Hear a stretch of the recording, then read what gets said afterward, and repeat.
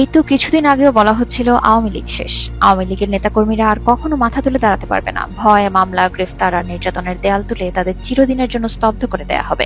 কিন্তু ইতিহাস সাক্ষী, যে দল মানুষের হৃদয়ে বেঁচে থাকে তাকে কখনো মুছে ফেলা যায় না। আর সেই সত্যই আজ আবারও প্রমাণিত হচ্ছে বাংলাদেশের বিভিন্ন প্রান্তে। আবারও দেখা যাচ্ছে সেই পরিচিত দৃশ্য, লাল সবুজের পতাকা হাতে নেতাকর্মীরা রাস্তায় নামছেন, জায়গায় জায়গায় মিছিল বড় হচ্ছে। দলের ত্যাগী কর্মীরা আবার উচ্চারণ করছে নিজেদের বিশ্বাসের কথা, কারণ মুজিবের আদর্শকে বন্দী করা যায় না।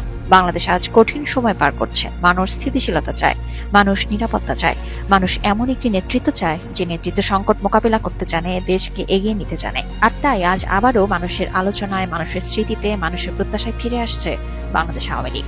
বন্ধুরা, মনে রাখবেন, রাজনীতিতে সবচেয়ে বড় শক্তি ক্ষমতা নয়, মানুষের বিশ্বাস।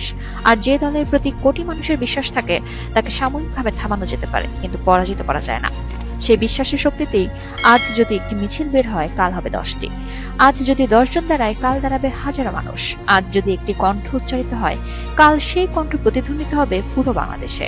তাই হতাশ হবেন না, মাথা নত করবেন না, কারণ সংগ্রামের ইতিহাস যাদের রক্তে লেখা তাদের জন্য পিছিয়ে যাওয়া কোনো বিকল্প নয়। ঝড় যতই প্রবল হোক, সূর্যকে চিরদিন আড়াল করে রাখতে পারে না। আর বাংলার মাটিতে আওয়ামী লীগের নাম, ইতিহাস ও আদর্শকে কখনো মুছে ফেলা সম্ভব নয়।